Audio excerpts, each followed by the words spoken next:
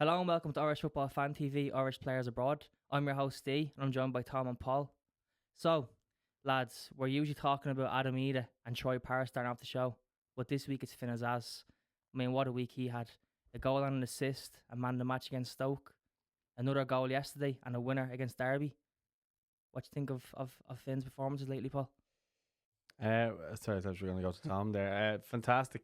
I think he's arguably the best player outside the Premier League, as in, if you go from any other leagues or whatever, I think he's the highest performing player in the Irish squad. I think you think of Sammy Smolix last year, who was so influential in the Championship. I think Azaz is doing the same. He's playing for a sort of a team that have been struggling, whatever, but he's still been the talisman, 10 goals, 10 assists.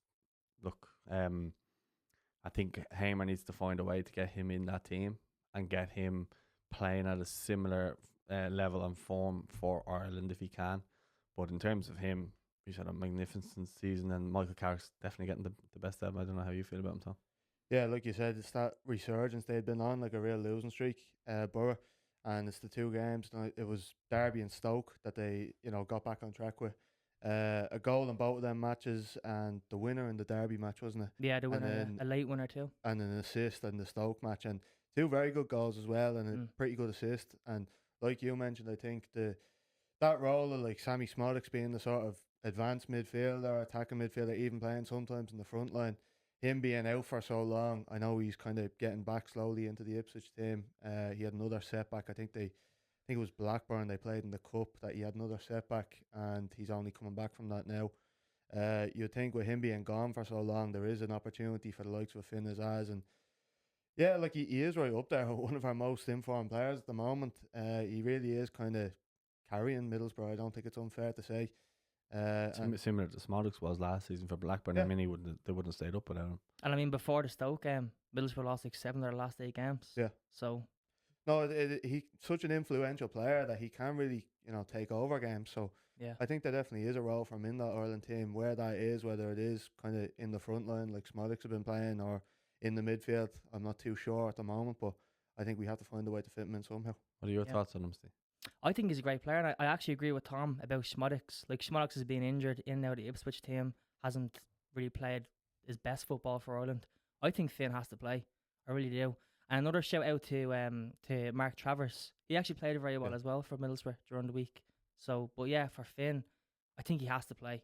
The form he's on, he's after, like you said, 10 goals, 10 assists. The only thing I'd say about him is just, it's all well and good us saying this now. It's start of March. The games are in about 3 weeks. He needs to still be showing. Like, I know it'll be a real dramatic U-turn if he's not showing that level of form, but I think he needs to be performing coming into the camp to give himself the best chance of starting for Hamer, in my opinion. It's that kind of period at the moment where we're just before, like, just a couple of weeks removed from the announcement of a squad. Yeah.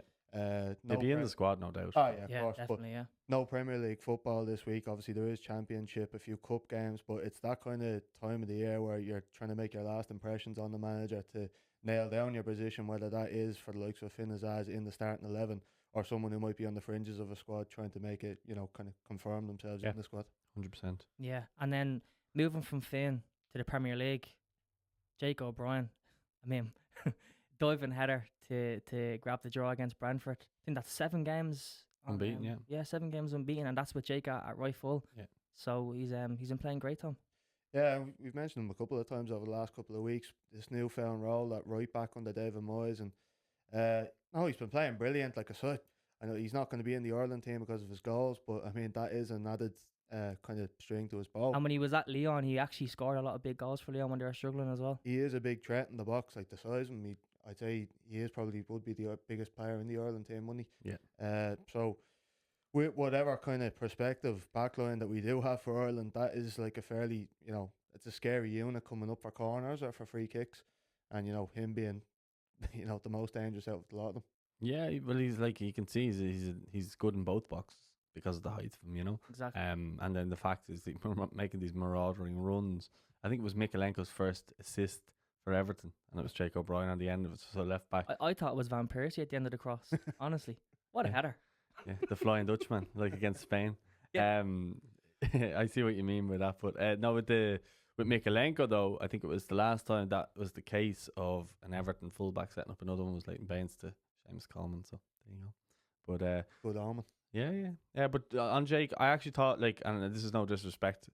He's not going to be watching anyway, but it's no disrespect. I don't think he had his best game for Everton, despite getting man of the match in the game and scoring the goal. I don't think he actually. I think he probably had his hardest test, with Shad from Brentford. I mean, Everton probably could have won the game if Beto had taken his chances or whatever. But Yeah, he missed a couple of big ones. Yeah. yeah, he's gone back to the old Beto that everyone knows.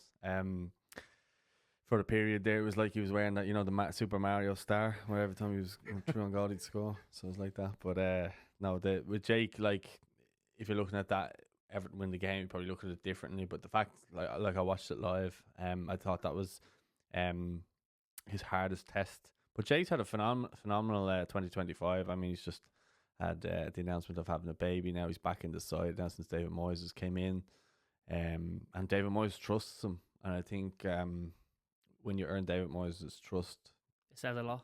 I think you have to be a good player to do that, but you also have to be patient. He's been patient under Sean Dyche, and I think David Moyes coming in and has shown how bad of a manager Sean Dyche really is.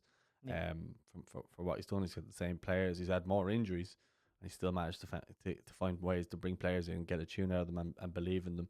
And look, I think Jake's never really became an established player for Ireland yet, so I think he needs to now try and nail down a place in the Ireland squad. It's going to be hard though, because I'm sure we'll talk about Nathan Collins, maybe Darragh O'Shea and somewhere. They've been established players for a while, and they haven't really let the country down. You can't really look at them and go, I know Liam Scales is out of the Celtic team, well, more or less than what he used to be. So there could be a spot there for Jake as well, as the actual centre back, which is his natural position. As much as he is a natural centre back, I think his performances recently, I think he'd be nailed on to be right back in the upcoming games. Like just how well he's been performing, on top of how well Nathan Collins and Darragh O'Shea have been playing. Yeah, I think you'd love to get the three of them in at the same time. That would see him as a right back, I think. But it's still Matt Doherty at some point as well, though. I mean, he's still playing Premier League football, despite what people want to say about him. But I'll leave the final word on Jake to yourself. Yeah, look, everything you said, I think Jake looks great at right back. I think he looks strong, fast. He looks great on the ball as well, which is another thing that's a great part of his game. But in terms of Ireland, I'd love to see Jake playing at right back. I'd love to see Jake at right full, Collins and O'Shea play centre half. I think that's a great starting point. And then left back, you can obviously argue who plays there. Maybe Robbie Brady comes back in. He has scored a wonder goal yesterday. Scored a great free kick, wasn't it? Yeah, but in terms Didn't of do too badly in his last appearance either. yeah, not bad at all. And then in terms of the Everton and Brentford game, as you said, Nathan Collins, once again, just showing his leadership, he's been absolutely fantastic for them. And I mean, if you look at the Premier League table, Brentford are 4 points behind Villa with a game in hand. You'd never expect Brentford to be so close to Villa in the league, although it is 10th and 11th in the league. But it just shows how good Brentford are doing. I think Collins is a big part of that, really. Yeah, just to touch back on for a second, like with O'Brien, I think as much as, like you said, like he hasn't really established himself as a proper starter in the Ireland team as of yet. I think in the couple of appearances that he has had, I remember specifically that Portugal friendly that we had out there, that although it was a pretty bad performance all in all from the team, I thought he stood out as kind of very good up against Ronaldo obviously and playing at centre back. But I just think with the form that he's on right now, he'd be a right back. To go to Collins, I mean, he is probably one of our best players. Yeah. All in all, I'd say it's fair. He's the captain. Yeah, and rightly, because his performances for club, and that's what it should be based on. Your form. It shouldn't be kind of a name, reputation sort of thing like it might have been in the past. It's based on performance. And although he is kind of a nailed down player, like first name in the team sheet type, he's earned that. He is based on his performances. Yeah, just on Jacob Byrne, I think he finished the game as well in the Hungary game that we won as well. So he kind of has a win under his belt as well, which is obviously a positive. But Nathan, you could argue, is Ireland's best player, especially this year. I think that's fair enough to say, honestly. I think I know. Look, a couple of pass backs and stuff like that hasn't shed him in great light, but I think his knowledge, know-how, and leadership for his age is unbelievable. And I think he's already so experienced. Wasn't there a stat out about him a couple of weeks ago that he reached a certain amount of appearances Yeah, and only so many people had done it. Yeah. I can't remember the exact stat off my head, but it was quite an impressive stat anyway. That he basically made a certain. It was the turn of the year, I don't know, the birthday or something like that, or the year of the birth. And it's only so many players in the Premier League had reached that milestone, and I think there was only 5 or 6. But anyway, back to my point is that he's Ireland's best player. I think on merit you'd have to say that, and he talk about kind of players establish themselves in the Premier League. I think he's done that now at Brentford. So I think there's not too many other players that have established themselves as Premier League players, whether it's mid-table club or whatever. He's established himself now with Burnley, Wolves, and now Brentford, I think. Just in terms of the performances for Ireland, like there was, from like a general team point of view, there was quite good performances in the last window with the Finland fixture especially. But like you mentioned, it was them kind of lapses in concentration. It wasn't just Collins. I think Queeveen made a mistake as well. Yeah. So I think that was a bit of a theme of the last window that hopefully we can just cut out of the game, because they do kind of put a blemish on what was a pretty good performance all in all. And I think that's just the thing that we need to cut out of our game, just the kind of mental side with focus, like small lapses in concentration that end up costing us. I think it was 100 Premier League appearances was the stat. Yeah. The milestone, yeah. And then moving down to the Championship, you have James Abankwah, another young Irish defender playing Your boy. well. Yeah, my boy, yeah. 3 games in a row, 3 clean sheets. What we saying about that, Tom? Yeah, look, we talked about him last week, I think, and because he has been playing so well since moving to Watford, like he is quite a like defensive right back. He isn't the attacking type, because I think he was a centre back in the past, move right back. Yeah, a bit like Jake. Yeah. Maybe not as big as Jake, but like just defensively solid, and you can trust him there. We mentioned the last time, I think, that he's probably won more for the under-21s for now, but definitely in the future, like he's clearly already establishing himself as, a starter, well, a prominent player in a team that's doing quite well in the Championship, and, playing most weeks, performing well, clean sheets. Tom Cleverley seems to like him, so all in all, it's good for him. Yeah, Tom Cleverley said that like he suited the exact profile, and obviously the Udinese and Watford are linked in terms of their like sister clubs and stuff like that. So, I think Abankwah, as you say, I think we spoke about him last week, saying that he's more kind of, there'd be more of an eye on the under-21s unless some like really big injuries happen between now and then. Because I don't think he's going to get in ahead of. As I said, it's already hard enough for Jake to try and establish himself in the team. So to try and say that James would try and get in there as well, I just think it might be a stretch too far too soon. But I'd be comfortable enough with him if yeah, definitely. But I just think the under-21s are probably going to need him that bit more, as they're obviously still trying to qualify for their first major tournament. And I think having him there, I think he's the captain there now. So having him there, who's tearing it up in the Championship, can only bode well for the under-21s. But as Tom said, wouldn't be against them. And Rocco Vata been playing quite well for Watford as well. He's only coming back from When you came off the bench yesterday, yeah. He was on a good goal run, and I actually think he could have been more in line to get a shot at the international team than James, just purely because he's scoring goals. And that's the area, unfortunately, like if you're not scoring goals and affecting games, like that's what I'm saying, like Jake's probably ahead, like management wise and headline wise, Jake's probably ahead of him because he scored that goal. Do you know what I mean? Obviously he's playing in the Premier League, but he's putting in solid performances week in, week out. And then you look at Rocco Vata, who was getting a lot of kind of late winners and really good goals, really high quality goals. You wonder how he couldn't get into the Celtic team, because he's been playing very well in the Championship. And when you look at like Jamie McGrath's out for the season, so there's a spot for grabs there in the midfield or whatever, or like that attacking midfielder. So he looks like a player to me that could play in a number of different positions, off the left, off the right, up front, and versatile. Maybe like a attacking midfielder as well, I'd say. Also, like you said, it's that kind of opportunity in that position where at the moment it's kind of Mikey Johnston, and after that, like Chidozzi's out injured. Festi has kind of been struggling at Turkey. He's back training, but yeah, it doesn't look likely for him at the moment for the Ireland setup this month anyway. Smodic's only coming back from injury, so Rocco's been playing really well for Watford since going there, and there might be more of an open. And I'd say just on Abankwah versus O'Brien, I think O'Brien just is that further bit on in his development. you know, he has the experience of playing abroad. Well, he did France. that route as well, 21s as well. Yeah, but he didn't really make the breakthrough into the first team in Udinese that Jake did at Lyon. Yeah. And now obviously Jake O'Brien's playing week in, week out in the Premier League, so you know he is that kind of level ahead at the moment. But not to say that James can't, you know, go on and do that in the future. Exactly, yeah. And then another player on form in the Championship, Callum Robinson, scored again during the week against Hull. Lovely goal. Ball comes in. Better celebration. Yeah, ball comes in from the left. I can't think of his name, but the striker for Cardiff, they kind of heads it down, bounces up at Callum, hits it first time on the volley. Took a little bit of a deflection, but it was gone anyways. It was great technique. But Ireland is not short on goal scorers at the moment, Paul. Yeah, we spoke about him a couple of weeks ago. He was always kind of one that was in the squad and always kind of in and around because he was that goal threat.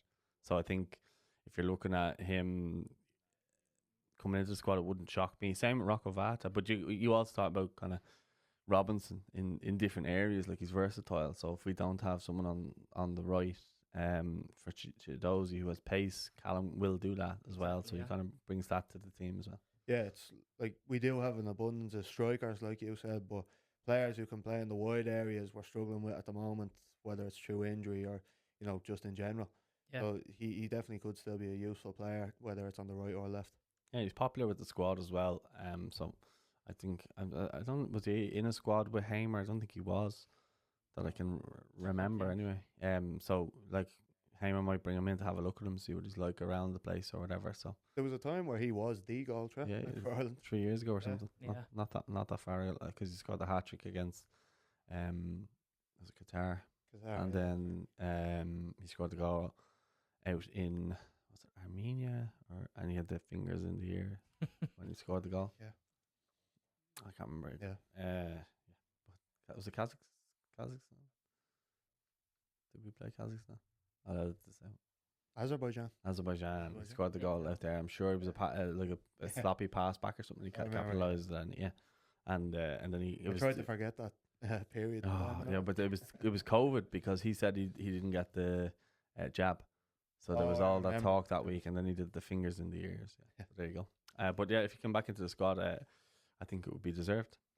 Yeah, another man that we might see contending for a spot. Robbie Brady scored a wonderful free kick yesterday. It was like 25 yards out. Unbelievable. Beautiful in the top corner. Will Keane actually scored in that game as well for Preston. They beat Burnley 3-0. But yeah, just what's your thoughts on Robbie, Tom, and do you think you'd like to see him starting in the national team? Yeah, definitely still a useful player for the Ireland team. There was probably a period where it seemed like his international career had come and gone, but he's kind of had a little bit of a resurgence for, you know, at club level. And even the last international window, especially thinking of that Finland game away, popping up with a goal and actually performing quite well aside from that. He would be the kind of an assist, actually. Yeah. And he would kind of offer that sort of balance, whereas it's a very kind of defensive heavy back four that we're kind of putting together at the moment. He would be that kind of attacking outlet on the left side. Obviously it's going to be, he is another year older and probably one of the older players in the squad. So, you know, it's difficult getting up and back when you're being asked to, you know, get forward in that role. But when it comes to delivery from out wide, set pieces, popping up with a goal in important moments, he's definitely, you know, very useful player for the team. Yeah, and you likely say that Seamus Coleman probably won't get picked. He's only back training this week. I'd be very surprised if Seamus is back in for Ireland. I would absolutely welcome it if it is, but I think he's winding down now. I think the end of the season, Seamus is probably going to call it a day. If I'm being honest with you, he's not getting into the Everton side. He looks like he's going to take that next step into maybe coaching or something like that.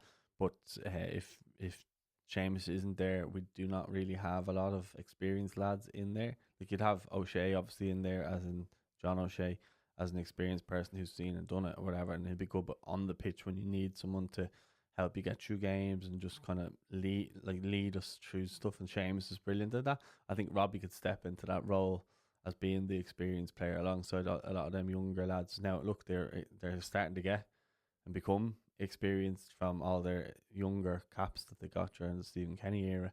But I think that's now where we're kind of looking as the next left back is where we need to be looking probably in the next year. But I'm happy to have him there. But if I'm Ryan Manning, I'm saying how am I not getting into this team? I should be pushing on to try and get into this team.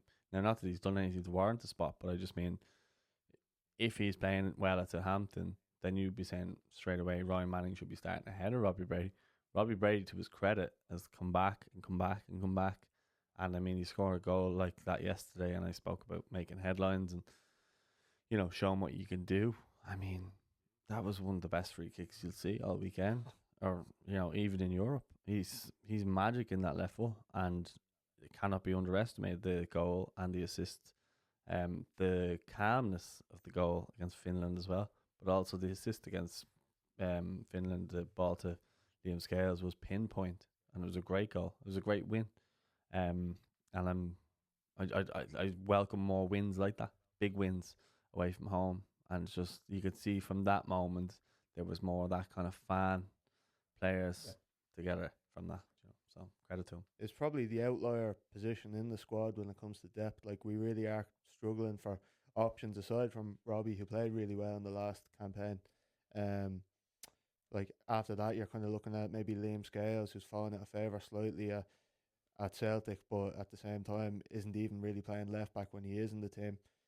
Obviously can do a job, and I'd be more than happy to see him in there. But He's struggled since the England game, I think. yeah, no, he has. He has, and Robbie just outplayed him, you know. After that, you're looking at Aaron Cashin, not really a left back. Ryan Manning, who's, you know, coming off the bench the odd time for Southampton. It really is kind of Robbie Brady to lose at the moment, especially if he's performing like that. We just have to be careful because he has a knack of getting injured. So Yeah, and then just touching on a couple other players that scored for the Irish abroad. Ryan Graydon scored 3 goals during the week for Fleetwood. He scored 1 against Gillingham. He scored 2 away against 4th place Notts County in League 2. So have a look at them goals if you get a chance. And then you have your man, the former Bows player, Jonathan Afolabi, finally got his first goal for Canberra. One that I find so frustrating because he hasn't been getting his game. I know he's been struggling with injuries, but what's your thoughts on Jonathan's situation? Yeah, no, it's great to see him hopefully find a bit of form. Yeah, playing for the big club he was, and he was great at Bows, and he's struggled since. He's could deal with having him back, couldn't you? Oh, absolutely, yeah. Moose is struggling at the moment himself. But Afolabi, yeah, started off all right when he first moved to Kortrijk, and then this season gone to Canberra after kind of a disappointing end to the season with the Belgian team, gone to Holland now.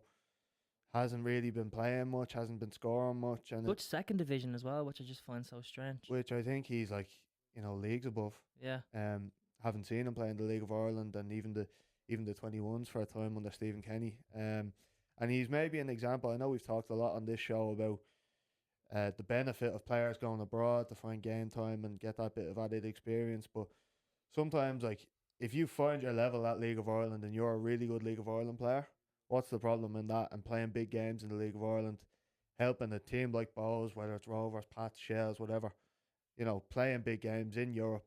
You know, I don't see what the, you know, there is obviously the personal side of it, wanting to get the experience of travelling and playing abroad. But aside from that, I know on the list as well, you have Ali Regba there. He's another fellow who's kind of bounced around the league. scored for Maribor yesterday, yeah. Yeah, another former Bows player. I think he played for Shells Academy as well.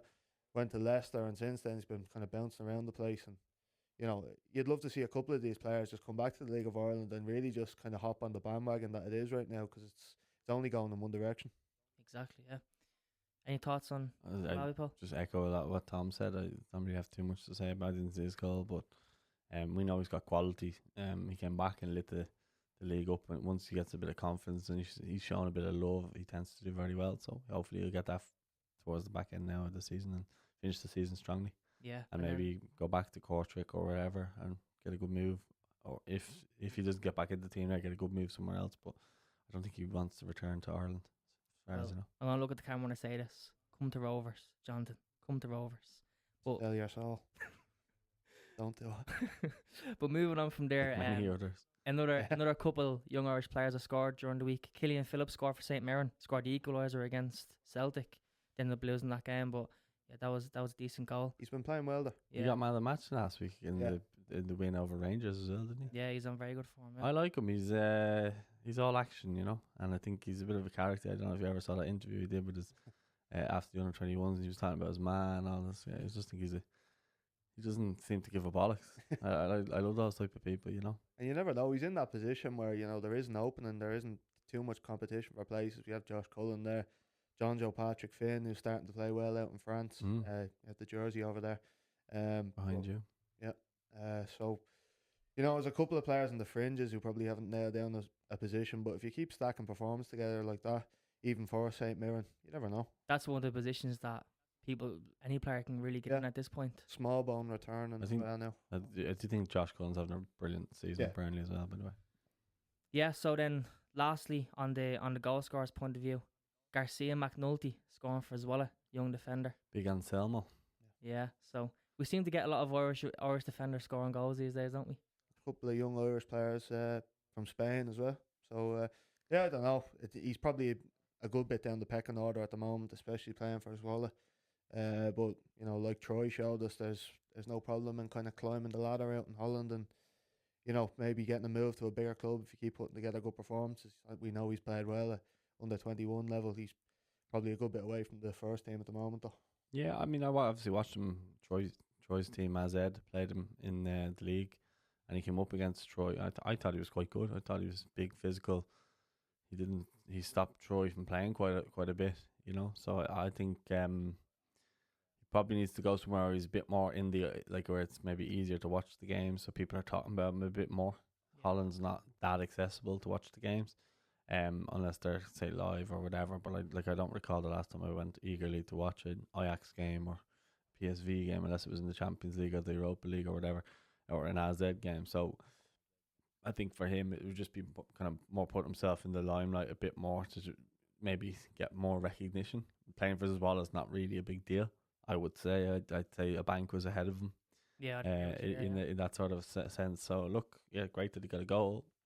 But where his future lies, I'm not sure. I think it depends on his next club. Like even apart from the kind of players that we mentioned a lot on this show, you've still got your Jimmy Dunns, your Mark McGuinness's, them types in front of him. Just on the Dutch kind of thing, Troy Parrott making it to the Dutch Cup final as well. So he didn't. Good luck to him in that match. Yeah, he's missed a penalty for it's not because every week we're talking about him in a positive light. So we do have to kind of touch on the negative. He did miss a penalty in the shootout, but look, they're into the cup final. He's playing Spurs now this week, the first leg, and then the second leg's next week. So maybe he could turn up and get one over on his old side. You never know. And then the cup final. I mean, it's great to have an Irish player, and hopefully he wins the cup, and we'll see him winning the cup and maybe finish on 20 plus league goals, because he's on 18 now. And then hit the ground running. Sorry, he's on 18. I think he's on 18 in all competitions. I don't know what league goals he's on. Yeah, take that form, roll straight into the Ireland team. That would be ideal, yeah. Exactly. And then moving on to kind of a big news topic at the moment. Just before you do, go ahead. Just want to ask is about John Joe Patrick Finn, because we haven't really spoken about him, and I've been watching a lot of the highlights, and he just seems to be like, when I saw him, I thought he was just like a winger, fancy little winger, decent enough player. But we've been watching him in the Reims and the league on, like the way I did that, the highlights with that, and basically, I think he's exactly what Ireland are missing. What do you think? I completely agree with you. I think he's exactly what Ireland are missing. I was only talking to Tom earlier on about our midfield issue at the moment, and Tom was mentioning that he's one of the players that you could really see going to that midfield. I think he should really be considered to feature in the team at the end of the month. And he was that, I think, when he first started at Getafe, he was kind of a winger, more attacking player. And then he just shot up and grew in size. He's bulked. He's a huge unit. Was he like 6'3"? 6'3", 4. But he just even looks no, he's huge. Build out. And he just dominates that midfield, and I wouldn't see any harm in kind of putting him in the squad. And even if he's not starting, maybe coming off the bench and just seeing what he's like at international level. I don't think he's really on the minds of a lot of people coming into this setup who don't follow it really closely. Exactly. But you know, I'd see no harm in throwing him in. Exactly. Like at this point, I can't do any harm trying out these young players in midfield. Because he's going to be the future, hopefully. There is a point in it where, you got to bring players in to the squad, see how they kind of mix and mingle, and then go from there. And then, he could come in and do well. I don't see any reason why he would not be considered or even on standby. Based on performances, 100%. Sorry, Steve, go on ahead. Yeah, no problem. But I just thought he deserved a big mention. And his jersey looks beautiful behind you. So yeah, moving on to a big news topic during the week. Ian Hart having kind of a dispute with League of Ireland manager Stephen Kenny, Stephen Bradley, Damien Duff over his recent comments, basically saying that Irish clubs and managers are blocking players from big moves abroad. So just let's get your thoughts on that situation, Paul. Big moves to England, I think it was, he said. Yeah. I think Stephen Bradley summed it up. Like, it was nonsense. Like, what are they supposed to do? Give their players away for free, you know? Yeah. And then Damien Duff was just basically saying, like, he doesn't trust agents and stuff like that. He's since deleted the fact that he's an agent now on, I think, Off on his his profile, LinkedIn yeah. or something. So yeah, I think he's probably saying I made a mistake there. I'd imagine he is at this stage.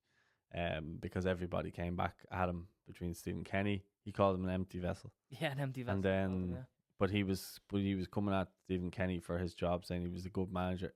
He's found his level. He's a good League of Ireland manager. Yeah. So Stephen Kenny took that quite offensively, I think. But he also said, understandably as well. yeah, but he also said he was proud of the fact that he managed the same paths and stuff like that. Look, I can understand both sides of it, that he's proud, and also that he was offended that he kind of name checked him. I don't even know why he kind of felt the need to kind of come out like that. Yeah, it kind of just came out of nowhere, didn't it? Yeah, I just didn't. It was just bizarre timing of it. But like, yeah, I don't really have too many thoughts on it. I thought the managers handled themselves quite well this week, in fairness, in the press conferences, and they had the perfect response, in my opinion. I mean, I think the story was that he represented Justin Travers from Rovers, and he had like an offer from a Premier League club, and Rovers were looking for a fair price, and you know that stopped the move from happening. But I mean, it's been happening for years now in the League of Ireland, where clubs are getting fleeced for talented players at like, you know, discount prices for the English clubs, just for, you know, the chance to play in England, which seems less glamorous now. Like we've talked in the past about, you know, this winter transfer with Darragh Burns and Neil Ferrugia, you know, swapping European nights and big league matches at Rovers to go and play for Grimsby Town and Barnsley, and you know, I think Justin Travers ended up going to Serie B, so I'm not sure how they could afford a player like that in a Premier League club. Yeah, he went to Frontinaze, yeah. I don't see the point in, you know, kind of calling out League of Ireland clubs for, you know, wanting to get a fair price for their, you know, talented young players. Especially that they developed them. Exactly, yeah, and it's been going on for years, and yeah, I just thought it was quite disrespectful towards League of Ireland clubs. Yeah. So then moving on to another big news topic. It's great that we have strong managers in the league right now that can call that out and actually be respected for their opinion as well. Especially Stephen Bradley. Stephen Bradley has been hitting back at a lot of Duffer. Yeah. Duffer and Kenny as well. Yeah. Yeah, no, I'm just messing. It feels like at the moment League of Ireland's on such a big high, as in like the league is developing so well, Rovers getting so far in the European competition, and then these negative things comes out. But I thought what the press conference that we were at, I thought Bradley spoke really, really well, and I thought the stage that he was on, like that was potentially, and I think he was right in what he said. Like if they had maybe the weekend off to rest and recover, they could have beaten Malta. I believe they could have. Yeah. I don't think they would have, because they had players injured from the Bowls game at the Aviv. I think Gary O'Neill and Dan Mandro, who would have probably changed the game for Matthews as well. Yeah, for Shamrock Rovers. So for him to come out and address the other stuff as well with the FAI, and basically shows displeasure, and saying that the fact that all the League of Ireland managers need to come together. Look, there's huge respect there. I was in the press conference room on Friday, and Stephen Bradley was leaving the room, and Damien Duff walked in, and the respect between those two, they are mates. They could say he basically just said, "Get the fuck out of here," and he was like smiling, messing, gave each other a hug, and so I think what's good there is that the league, like whatever their little spats are on the sidelines on a week, they have each other's back week to week, and that's where they're doing that LMA Managers Association. So they all have that together, so they can be aligned on those sort of things. And I think that's only you're gonna see more managers, I think, speaking out, like Stephen Bradley and Damien Duff and Stephen Kenny. But I think we're in a really good position in the league where a lot of the managers now feel like they can speak up and speak out without being shushed. And just like, as much as on this show we kind of talk about, and the League of Ireland show, we talk about more the football side. We get into the nitty gritty with things. It is the storylines and the big personalities that help grow the league. The title race last season, even in the Premier League, when the Premier League was first kicking off, it ended up being Ferguson and Wenger and Mourinho. Them kind of personalities and storylines that help develop the league. So that's what gets you the big TV deals and the attention and the spotlight. Yeah, but they're not stupid as well, the managers. Like, they know when they say something, they're saying it to somebody when they speak out. 100%. Exactly. Yeah. And then moving on to another big news topic, Bulgarian head coach Ilyan Eliev. Beautiful pronunciation. Yeah, there you go. Love that. It's almost as good as your French accent. Yeah, there you go. Where's my Bulgaria jersey? Yeah. So yeah, he's been kind of involved in a situation. He manages at club level as well in the Bulgarian First Division. I'm not going to try to pronounce the team's name, but they were kind of involved in like a cup tie scandal where there was like a draw, and apparently there's talks of being fixed. So there's rumours of him resigning before the game against Ireland. So just love to get your thoughts on that, Tom. And do you think that gives an advantage to the Ireland team? Well, at the end of the day, it's what Ireland team shows up and performs. But I mean, any kind of turmoil in the opposition camp is, can only be a good thing. I know it's not like, it's not a World Cup qualifier or it's not a Euros qualifier or whatever, but it is still an important game. The Nations League does have implications when it comes to seeding and qualifiers going forward. So it's a game we should take seriously and try and go out and win. I know it probably is an advantage slightly if they're distracted, but at the end of the day, it's what Ireland team shows up. Yeah, I think we just need to focus on ourselves, and I think we get the win. We'll be playing them in 2 games, so yeah, we are. So I think we'll get the wins if we just focus on ourselves. I just want to see a big performance from us, and I really don't care about Bulgaria too much. I think if we turn up and play as we can, we should beat them. I think they're kind of on a level with Finland or probably beneath them, being honest. So I think we should be winning comfortably, in my opinion.